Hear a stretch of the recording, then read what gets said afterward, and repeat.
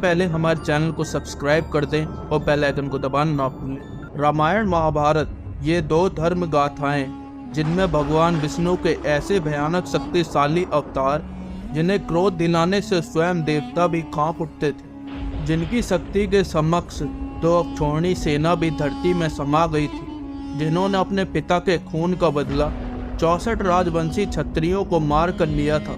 उनके इस क्रोध को शांत करवाने के लिए बजरंगबली ने परशुराम से कई माह तक युद्ध किया था। तब परशुराम ने अपने क्रोध को शांत करके महादेव का यज्ञ करने की ठानी। इन्होंने अपनी शक्तियों के सही उपयोग के लिए शिक्षा देने की ठानी। तब भगवान परशुराम ने 3 ऐसे शिष्यों को शिक्षा दी जिन्हें हराने के लिए स्वयं कृष्ण को छल करना पड़ा। परशुराम के ऐसे दिग्विजय शिष्य यदि कृष्ण कुरुक्षेत्र में ना खड़े होते तो यह तीनों बिना किसी सेना के महाभारत युद्ध को मात्र 5 दिन में खत्म कर देते।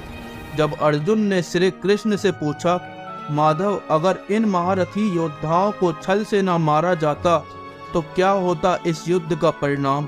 तब कृष्ण कहते हैं, पार्थ यदि इन योद्धाओं की मृत्यु छल से ना होती तो इन्हें मानना असंभव था, क्योंकि इन 3 योद्धाओं को सारे अस्त्रों शस्त्रों का पूरी तरह से ज्ञान था।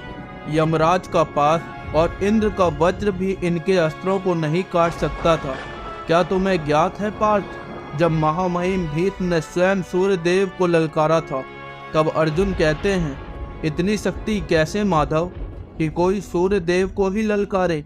तब कृष्ण कहते हैं, इससे कई गुना ज़्यादा शक्ति महामहिम रखते हैं। और बात करते हैं परशुराम के दूसरे शिष्य की। तब अर्जुन कहते हैं, कौन माधव? कृष्ण कहते हैं, गुरु द्रोण। यदि गुरु द्रोण ने महामहिम को सिर्फ कौरव वंशों को शिक्षा देने का प्रण न लिया होता तो शायद तुमसे भी शक्तिशाली धनुर्धर खड़ा होता। गुरु द्रोण के पास इतनी शक्ति है, यदि वह अपने धनुष को छोड़ के युद्ध करे तब भी वह तुम्हारी आधी सेना का विध्वंस कर देंगे। और बात करते हैं परशुराम के तीसरे और आखिरी शिष्य की, जो थे महारथी कर्ण, अतः तुम्हारे बड़े भाई। यदि वो तुम्हारे पक्ष में होते तो इस युद्ध में मेरी कोई आवश्यकता ही नहीं थी। स्वयं अंगराज कर्ण ही लाखों अक्षौहिणी सेना के बराबर हैं, जिन्होंने इंद्रदेव को अपने मात्र 3 बाण में भयभीत कर दिया था, जिनके सम्मान से बड़ी उनकी दानवीरता थी, जिनसे समाज ने बालपन से ही घृणा करी। तब दुर्योधन ने उनके अस्त्रों का उनके जीवन का सम्मान किया। किस प्रकार कर्ण उनका त्याग करते?